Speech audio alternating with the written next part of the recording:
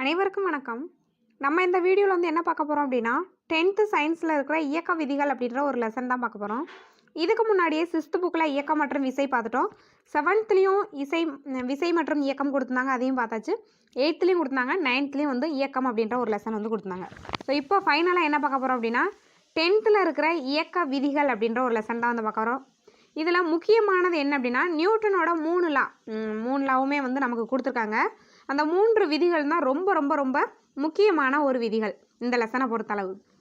First மற்றது எல்லாமே கொஞ்சம் முக்கியமானதான், ரொம்ப முக்கியம் அப்படின்னு சொல்ல முடியாது. இதில் ரொம்ப முக்கியம் அப்படின்னா அந்த நியூட்டனோட first law, second law, third லா.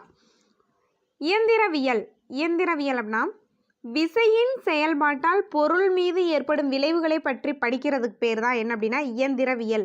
விசையின் செயல்பாட்டால் அந்த பொருள் மீது ஏற்படுற அந்த விளைவுகள் பற்றி படிக்கிறதுக்கு பேர் இயந்திரவியல்.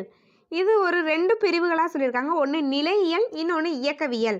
நிலையியல் அப்படின்னா விசையின் செயல்பாட்டால் ஓய்வு நிலையில் உள்ள பொருள் மீது, அந்த ஓய்வு நிலையில் மீது இருக்கிற பொருள் மீது ஏற்படும் விளைவை தான் என்ன சொல்லுவாங்க அப்படின்னா நிலையியல்னு சொல்லுவாங்க. இது வந்து இயங்கியல் அப்படின்னா ஓய்வு நிலையில் இருக்காது, ஸோ இயங்கி கொண்டு இருக்கும்.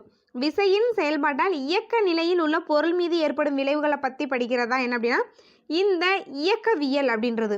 இதுவும் 2 பிரிவுகளாக இருக்குது. அது என்ன அப்படின்னா இயக்கவியல், இன்னொன்று வந்து இயக்க விசையியல். இயக்கவியல், இன்னொன்று இயக்க விசையியல். இயக்கவியல் என்பது இயக்கத்தை ஏற்படுத்தும் விசையினை கருத்தில் கொள்ளாமல் இயக்கத்தினை மட்டும் விளக்குவது, இயக்கத்தை மட்டும்தான் விளக்கும்.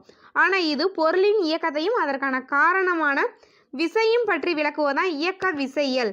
பொருளின் இயக்கத்தையும் அதற்கு காரணமான விசை பற்றியும் விளக்குவது இயக்க விசையியல். அவ்வளோதான். அடுத்து வந்து விசை மற்றும் இயக்கம். விசை மற்றும் இயக்கம். அரிஸ்டாட்டில் கிரேக்க நாட்டில் வாழ்ந்த ஒரு சிறந்த அறிவியல் மற்றும் தத்துவ அறிஞர் ஆவார். அவர் என்ன சொல்கிறார் அப்படின்னா இயங்குகின்ற பொருட்கள் யாவும் தாமாகவே இயற்கையான தத்தமது ஓய்வு நிலைக்கு வந்து சேரும். என்னதான் இயங்கி கொண்டு இருந்தாலும் அதுவாக ஓய்வு நிலைக்கு என்ன பண்ணிடும் அப்படின்னா அதுவாகவே வந்துடும். ஓய்வு நிலை அப்படின்றத அதுவாகவே வந்து அடைந்துரும் அப்படின்னு சொல்கிறாரு. இயங்குகின்ற பொருட்கள் யாவும் தாமாகவே இயற்கையான தத்தமது ஓய்வு நிலைக்கு வந்து சேரும் அப்படின்ற மாதிரி சொல்லியிருக்காரு. அவற்றினை ஓய்வு நிலைக்கு கொண்டு வர புறவிசை எதுவுமே தேவையில்லை, அதுவாகவே வந்துடும்.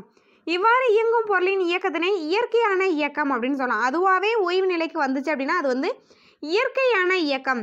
அந்த மாதிரி இல்லாமல் இயங்கும் பொருட்களை ஓய்வு நிலைக்கு கொண்டு வர புறவிசை தேவைப்பட்டுச்சு அப்படின்னா இயற்கைக்கு மாறான இயக்கம்.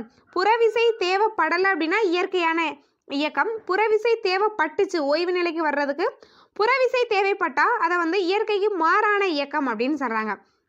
அடுத்து கலீலியோ வந்து விசை, நிலைமம், இயக்கம் பற்றி என்ன சொல்லியிருக்காங்க அப்படின்னு பார்க்கலாம். கலீலியோ விசை, நிலைமை, இயக்கம் இந்த 3 பற்றியும் சொல்லியிருக்காரு. இயற்கையில் உள்ள புவிசார் பொருட்கள் யாவும் தத்தமது இயல்பான ஓய்வு நிலையிலோ அல்லது சீரான இயக்க நிலையிலோ தொடர்ந்து இருக்கும். புறவிசை எதுவும் செயல்படாத வரை பொருட்கள் யாவும் தத்தமது முந்தைய நிலையிலே தொடர்ந்து இருக்கும். புறவிசை எதுவும் செயல்படாத வரையில் அதே நிலையில் வந்து இருக்கும் அப்படின்னு சொல்லியிருக்காங்க. பொருளின் மீது விசையின் தாக்கம் இருக்கும்போது தம் நிலை மாற்றத்தினை தவிர்க்க முயலும் தன்மை அதன் நிலைமம். அதோட தன்மை மாற்றத்தை தவிர்க்க முயலும் தன்மை தான் என்ன அப்படின்னா அதோட நிலைமம். பொருளின் மீது விசையின் தாக்கம் இருக்கும்போது, விசையோட தாக்கம் இருக்கும்போது தம் நிலை மாற்றத்தை தவிர்க்க முயலும் தன்மை நிலைமம்.